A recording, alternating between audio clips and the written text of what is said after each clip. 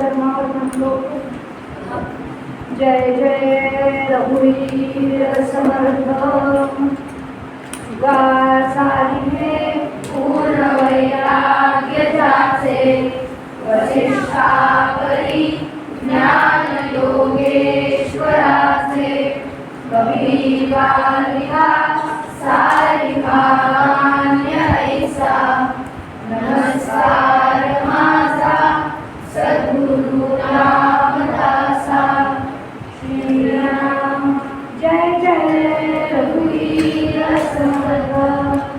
मगाशी आपण कुठे थांबलो होतो? मी काय सांगितलं होतं आपल्याला काही चांगल्या गोष्टी मित्राकडून घ्यायच्या आहेत, मैत्रिणीकडून घ्यायच्या आहेत, काही आपल्याला निसर्गातून मिळतील. त्यासाठी आपल्याला काय करावं लागेल? प्रयत्न करावा लागेल. आणि त्याच्याही आधी आपल्याला आपले डोळे उघडे ठेवावे लागतील, आपले कान आपल्याला उघडे ठेवावे लागतील, श्रद्धा ठेवावी लागेल. आता एक गोष्ट आहे का, जर गप्पा मारायचे असतील बाहेर मागचे 9 जण तर बाहेर जायचं. तुला गप्पा मारायचे असेल तर आपण बाहेर जा.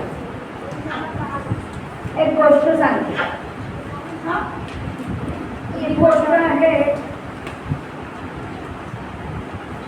श्रीकृष्णांनी एक यज्ञ केला होता तेव्हा. आणि श्रीकृष्णांनी यज्ञ केला तेव्हा त्यांनी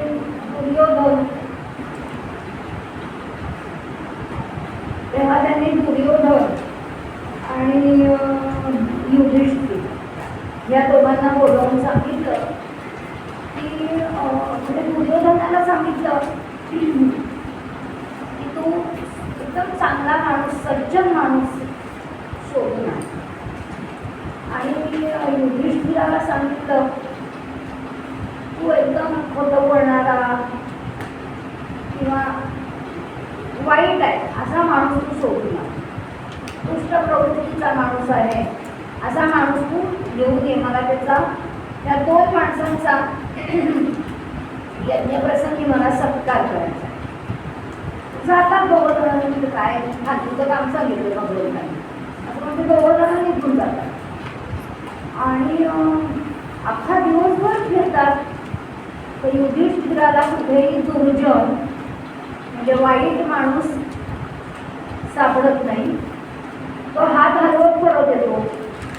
आणि दुर्योधनाला कुठेही सज्जनच माणूस दिसत नाही. कोणी त्याला सज्जन माणूस संपूर्ण त्या नगरीत शोधून सापडत नाही. असं काय झालं सर?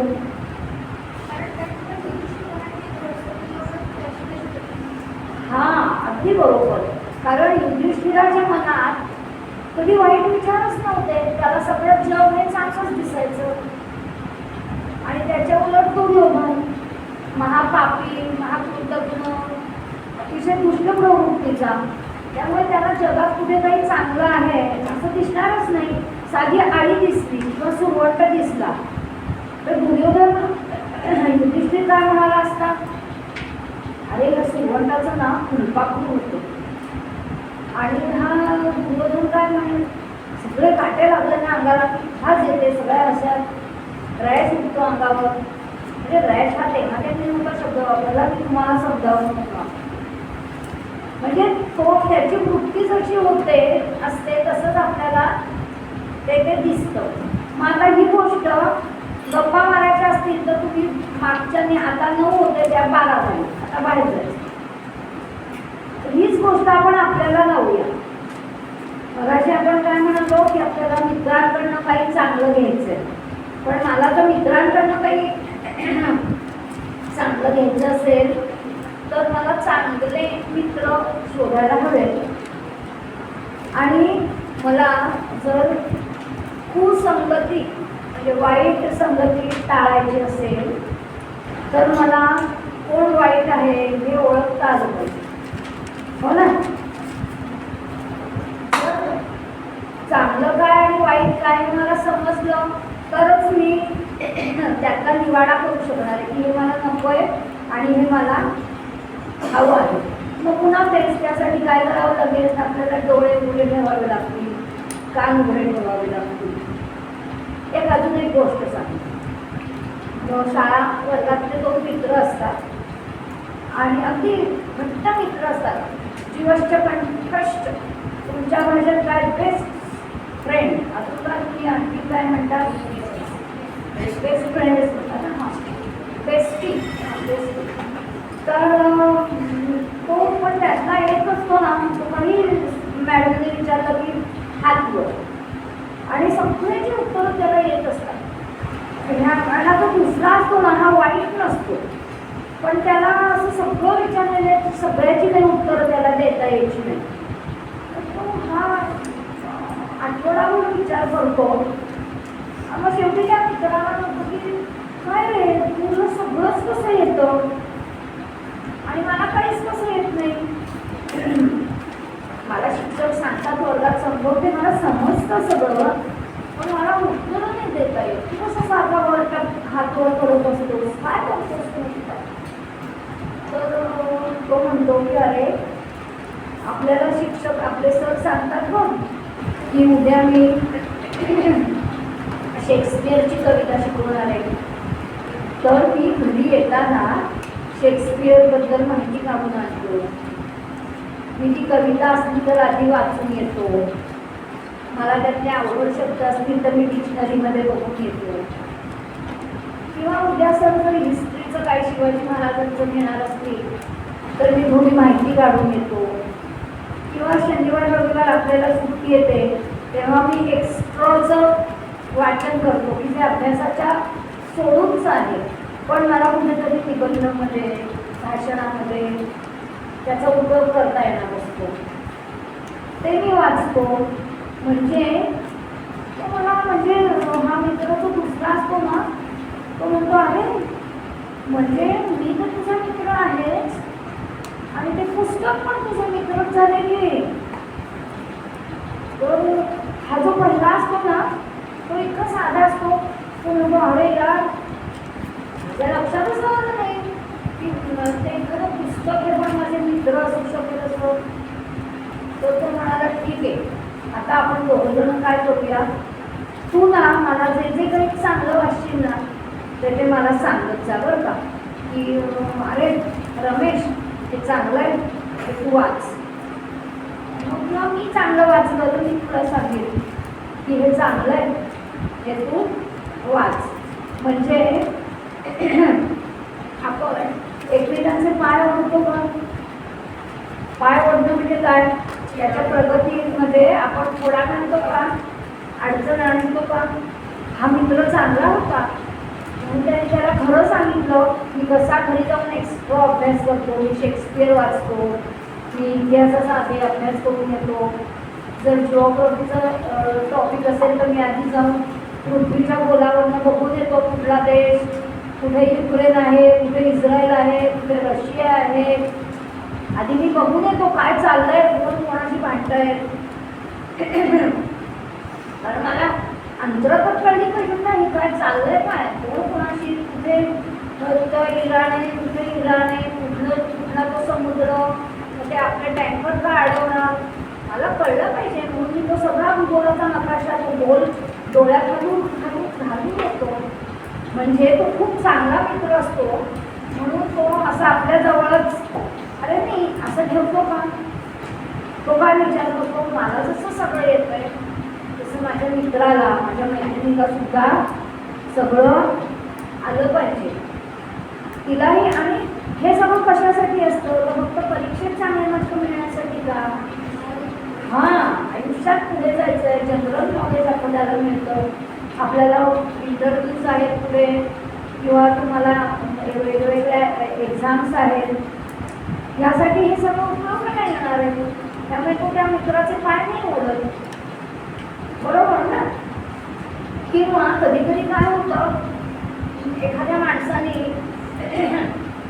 एखाद्या व्यक्तीने काहीतरी असं बोलण्याच्या ओघात सांगितलेलं असतं की श्रीरामांवर जर आपण पूर्ण श्रद्धा ठेवली, पूर्ण भक्ती ठेवली, तर अगदी म्हणजे पूर्ण शरण गेलो आपण, तेव्हा मी शरण आहे, पण माझं एवढं काम करतो किंवा माझ्या मित्राचं जरा भलं होईल, असं जर सांगितलेलं असेल ना, तर खरं तर 60-70 जणांना सांगितलेलं असतं, पण लक्षात ठेवते एखादीच ना.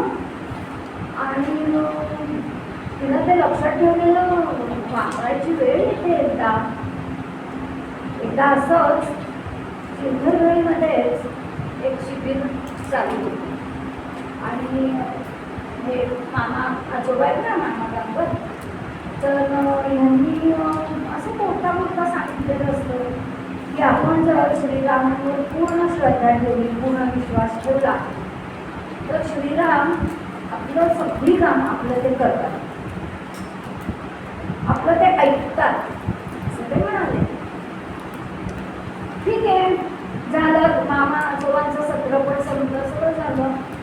आणि दुपारनंतर एका मुलीला शिबिरातल्या ताप आला, चांगला भरपूर ताप आला, 2-2.5 पर्यंत ताप आला. मग सगळे उपाय केले, पाण्याच्या बाळ्या ठेवल्या कपाळावर, कांदा किसून लावला तळपायाला, औषधं दिली, ते चालूच होतं.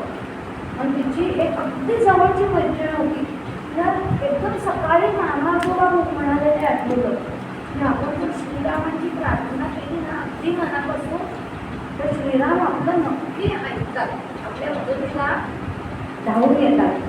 मग तिला ते सगळं आठवलं. द्रौपदी वस्त्रहरण, श्रीकृष्ण घरच आले होते, न संपणारी साडी दिली आहे त्यांनी द्रौपदीला, बरोबर ना. गोवर्धन पर्वताची गोष्ट तिला आठवली, त्यांनी नुसत्या करोनेवर तो कोंडून धरला.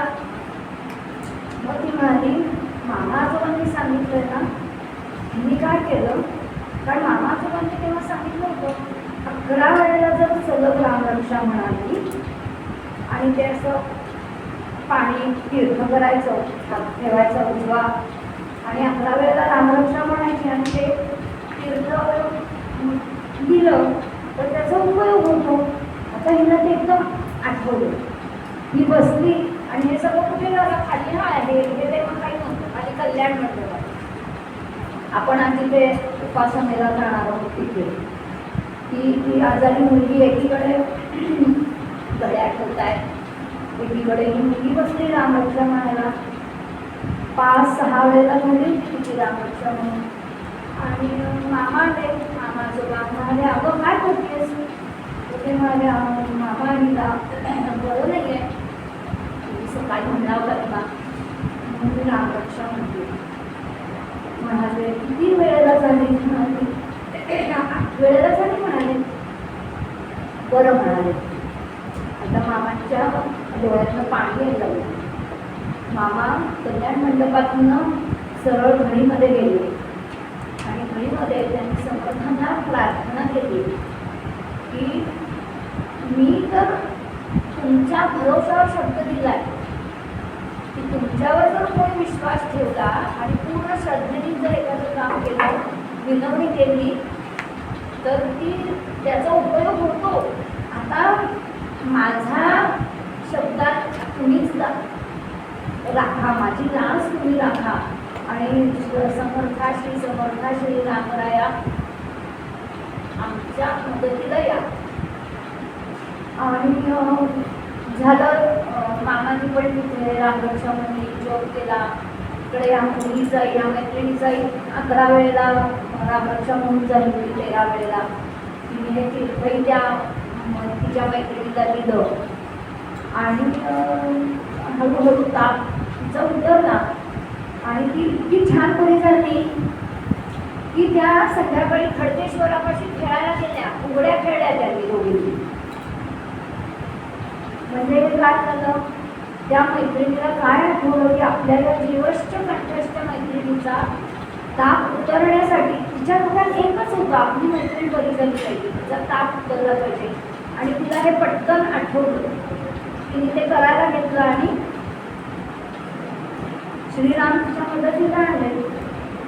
बरोबर ना, पटलं. आता हे कोण होतं सांगू? ही आजारी पडलेली ही देवयानी ताई होती. आणि रामरक्षा कोणी म्हणाली?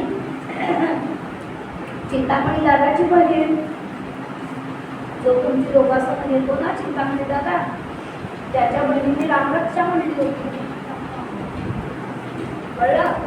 पण त्यासाठी काय का इतकं होतं, तर ह्या दोघींचं एकमेकींवर जीवापाड प्रेम होतं. ती सोडून निघून गेली का जाऊ दे, बघतील डॉक्टर येतील, मी मस्त खडकेश्वरला जाईल, नाही तर मी मस्त जेवले, मी झोपते दुपारी म्हणली का ती? तिचं नाव आणली तिच्या मैत्रिणीचं. म्हणजेच काय, हा मित्र आपल्या प्रत्येक क्षणाला उपयोगी येतो. पण आता दुसरं, आपल्या गोष्टीतले संदर्भ विसरायचे नाहीत. आपण आता काय बघतोय? मित्र. मगाशी मी श्रीकृष्ण गोवर्धन पर्वत उल्लेख केला. साक्षात भगवंत आहेत, त्यांना एकच स्वतःची करमणी उरली असती की नाही? त्यांना काय अवघड आहे? त्यांनी काय केलं? त्यांनी सगळ्या गोपिकांना, गोकुळातल्या सगळ्या लोकांना सांगितलं तुम्ही पण आता आले. म्हणजे त्यांनी काय केलं? सगळ्यांना आपल्या बरोबर घेतलं.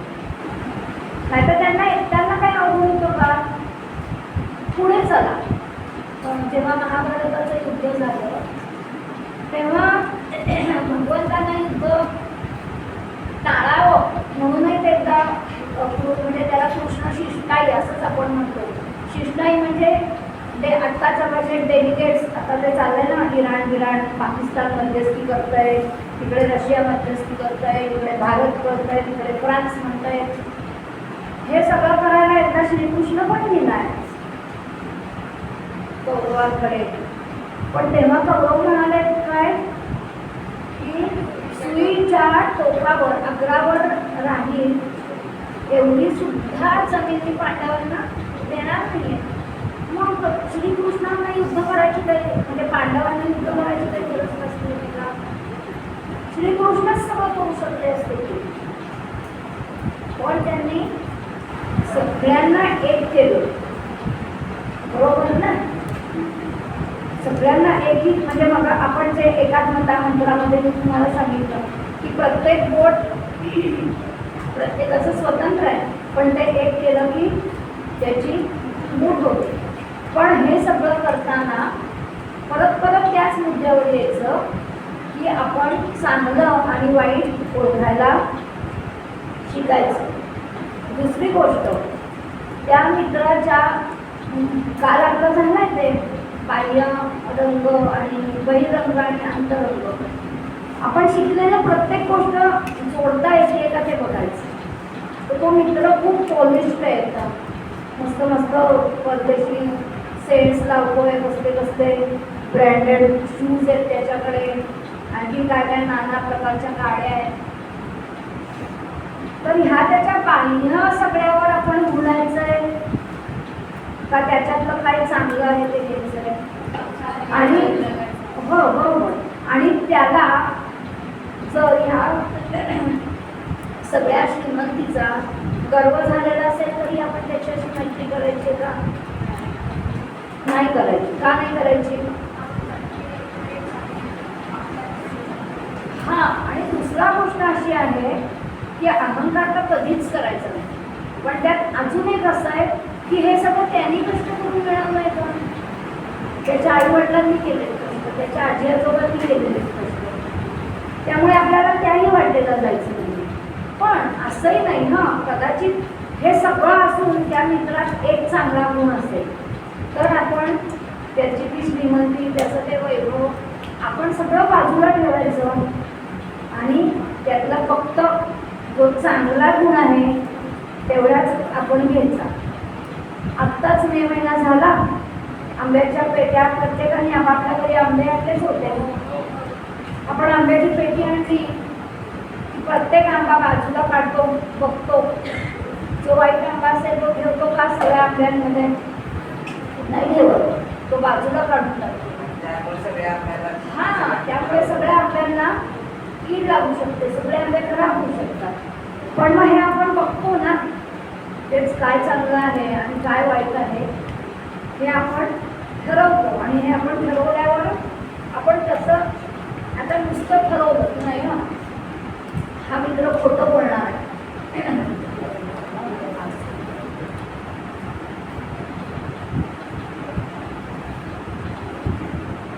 हा मित्र खोटं बोलणारा आहे हे एकदा समजण्यावरही आपण त्याच्या जवळ जायचंय का? नाही जायचं. हा मित्र खूप अहंकारी आहे, ह्या मित्राला पैशाचा फार गर्व आहे. एखाद्या मित्राला हुशारीचा गर्व असतो. मगाच्या उदाहरणात मित्र सगळी मदत करतोय, एखादा मित्र नाही सांगणार मी काय करतो, एक्स्ट्रा मदत त्याच्यासाठी कष्ट घेतो घरी, एखादा नाही पण सांगणार, किंवा एखादा उलट पण एक्झॅक्टली काही जण चुकीचं पण सांगू शकतात आपल्याला. म्हणजे आपण एखाद्यावर समोरच्यावर किती विश्वास ठेवायचा हे पण आपणच ठरवायचं. हा बरोबर. म्हणजे आपण कबड्डीचं उदाहरण बघतो, कबड्डीचा खेळच आहे, त्या खेळात तुम्हाला खेचायचंच आहे त्याला, हो ना. किंवा क्रिकेट बघा, ते जे दोघं जण, एक इकडचा बॅट्समन एक इकडचा बॅट्समन, कदाचित तो इकडे उभा आलेला ते समोर दोघं जण एकमेकांचा अगदी शत्रू असं म्हणता येणार नाही, पण कदाचित त्या समोर असलेल्या ते काही दोष ह्या इकडच्या बॅट्समनला आवडतही नसते, पण त्यावेळेला ते काय म्हणतात, मी इथेच थांबतो, मी हळूच पडतो, होऊनच त्याला आवडतो असं म्हणतो का तो? तो नाही म्हणत. त्यांच्यातले जे काही इंटरनल जे काही मॅटर असेल किंवा जे काही गोष्टी असतील त्या त्यांनी त्यांच्या त्या रूममध्ये ठेवलेल्या आहेत आणि आता ते आपल्या देशासाठी खेळतात, बरोबर.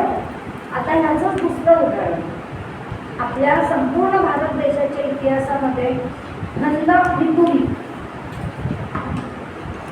हा खूप एक मोठा, म्हणजे त्याने आपण अनेक लढाया हरलो, अनेक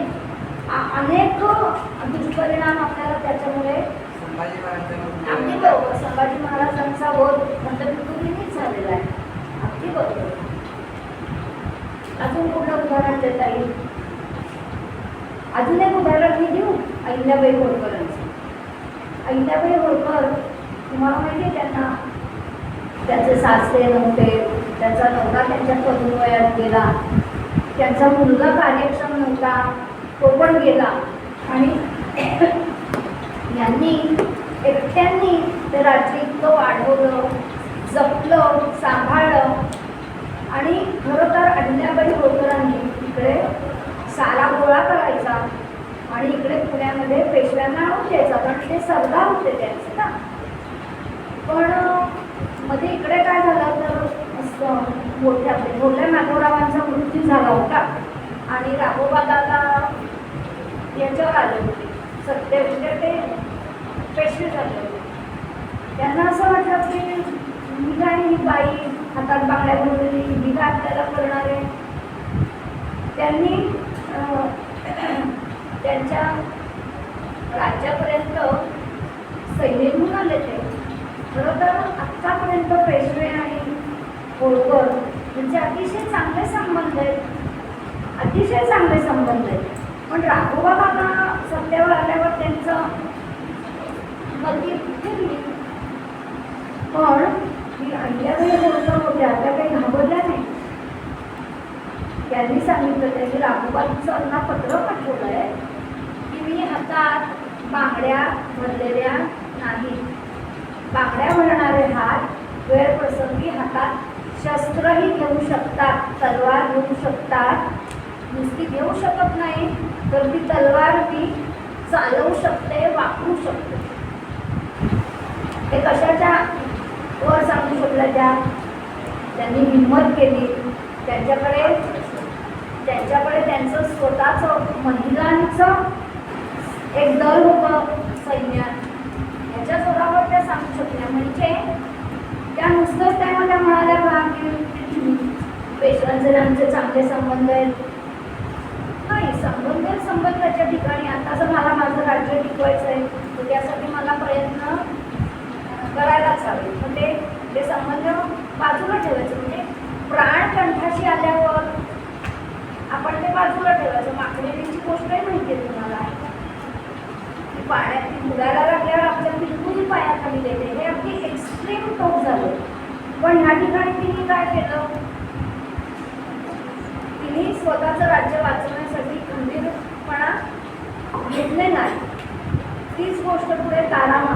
बाईंच्या बाबतीत आहे,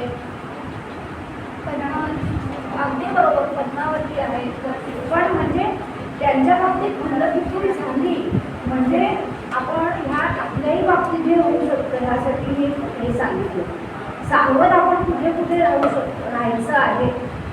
आणि अगदी खरं सांगू का, आत्ताचा हा तुमचा काळ तसं बघायला गेलं तर तंत्रज्ञान म्हणजे टेक्निकली खूप साऊंड आहात तुम्ही सगळेजण, पण त्याचे काही धोके पण आहेत.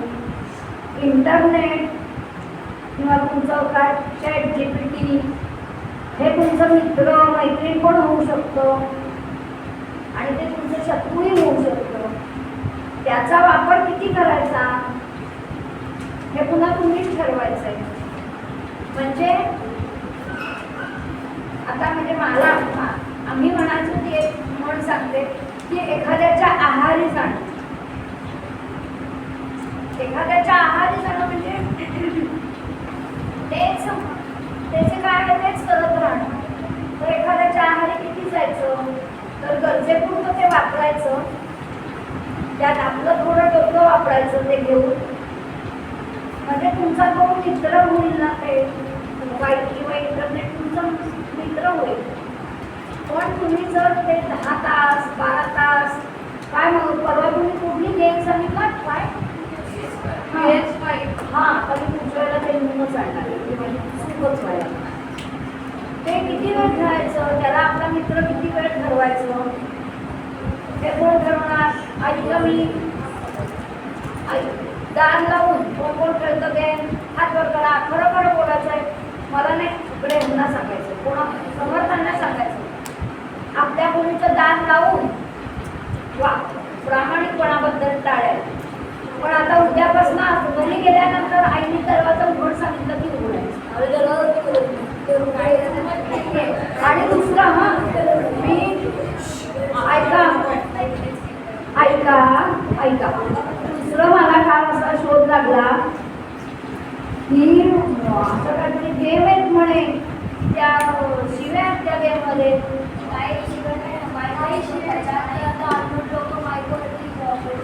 तेच म्हणजे मला त्या तपशिलात जायचं नाही कारण मला ते शिकायचं नाही आहे. मला फक्त एवढंच म्हणायचं आहे की मग ते त्या आता हे जे काही त्या आपण ऐकलं तर मग त्या आपण शिव्या ऐकायच्या का त्यातनं आपण असं काही करता येईल का. मी दादाला विचारू शकते की त्यातनं श्रीराम श्रीकृष्ण रामकृष्ण असं करता येईल का. अरे मग टेक्निकली येतं ना करता. मग आपण आता सोमवारी घरी गेलो आणि येत नसलं तर दादाला विचारायचं ते कसं करायचं. मग शिव्यांच्या ऐवजी आपण ओव्या ऐकल्या तर आपण शिव्या ऐकायला कशा आपण काय ठरलंय. आपण पहिला श्लोक काय शिकलो, ओम भद्र कर्णेवी ओव्या. मग आपण आज ठरलं का ओव्या ऐकायच्या. तुम्ही कदाचित तो गेम खेळतच नसता का खेळता म्हणजे तुम्ही आहे ऐकूच मग तुम्ही ऐकूच नका. तुम्ही कानात भरून ऐका. मग आता ठरलं प्रॉमिस मी गेम खेळू नका म्हणत. गेम खेळा म्हणून सांगितलं, परवानगी दिली, तिथे रेकॉर्डिंग पण होत आहे, परवानगी दिली. माझी वाट काय नो नो नो शिव्या बॅड वर्ड म्हणायचं नाही. 2 शिव्या मला इंग्रजी येत नाही. 9 शिव्या शिव्या घ्यायच्या. त्याच्यावर काय ऐकायचं झालं. आता बघा तुम्हाला पाण्याचं माहिती आहे, पाण्याचे गुणधर्म असं आम्ही मराठीत शिकलेलो आहोत. तुम्ही काय शिकलात पाण्यातले वॉटरचे प्रॉपर्टी बरोबर ना. अरे मला येतोय मी बरोबर. तर मग ह्या पाण्याला आपण बॉटलमध्ये घातलं, त्या पाण्याच्या बाटलीलाचा आकार येतो. हांड्यात घातलं, हांड्याचा आकार येतो. त्यामध्ये रंग घातला, रंग येतो. त्यात शेण घालवलं,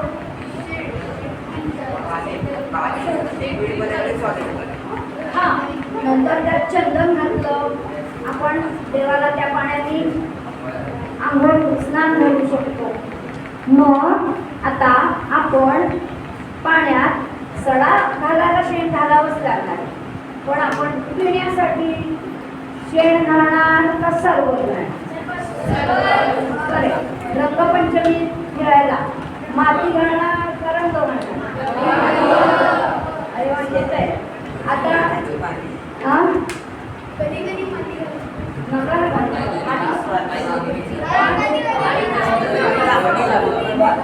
मग आता चालेल, पण मग आता आपलं ठरलंय की नको शिव्या बोलणी होऊया. चला आता मी सांगते ते लिहून घ्या पटापटा. मी एकदाच सांगत असते, चारच्या मला सांगता येत नाही. पटापटा वही काढा. आपलं इंग्लिश म्हणणार अर्थ मराठीतनं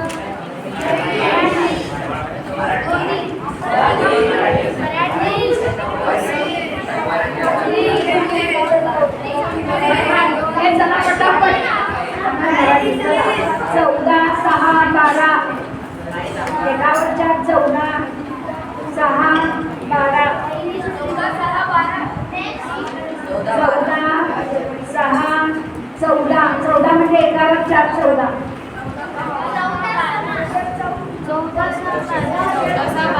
आता तुमचा पण शब्द मला तुमच्याकडून बंद ठेवायचं. 14 6 12 का सांगून झालेले आहे. 14 6 12 14 6 14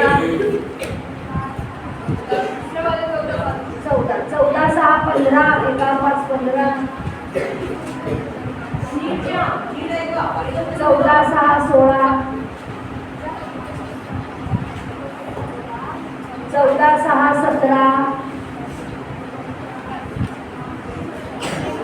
14 6 21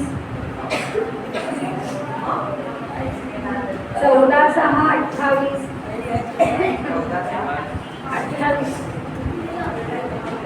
14 6 29 म्हणजे 2वर 9 14 6 31 3वर 1. दादा तू लिहित नाही सांग. 3वर 1 31 14 6 32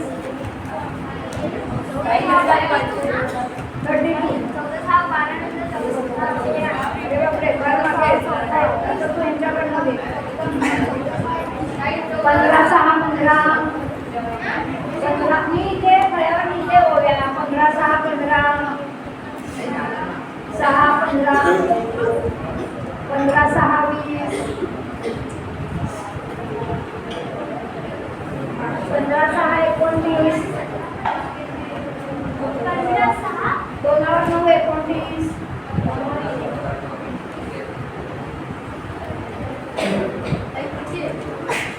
12 10 18 18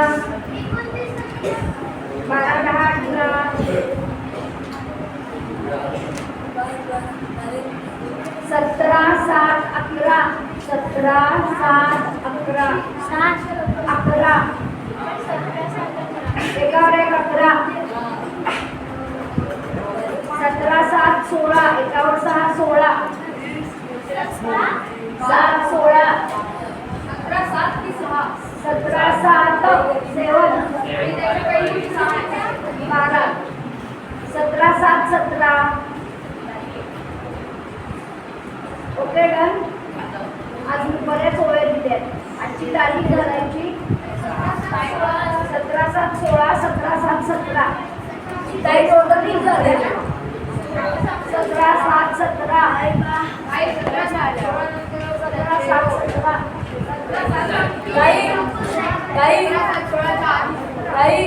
17 7 12 टोटल सगळं झालं. मी ते लिहून ठेवते. आणि मला तो किती झालाय? 11. मग काय सोपं आहे. आज रात्री 9:30 पर्यंत आनंद मिळाला. आणि कालच्या सारखंच प्रत्येकाने वही घ्या. मी इथे वाचून टाकतो. Okay done. चला जय जय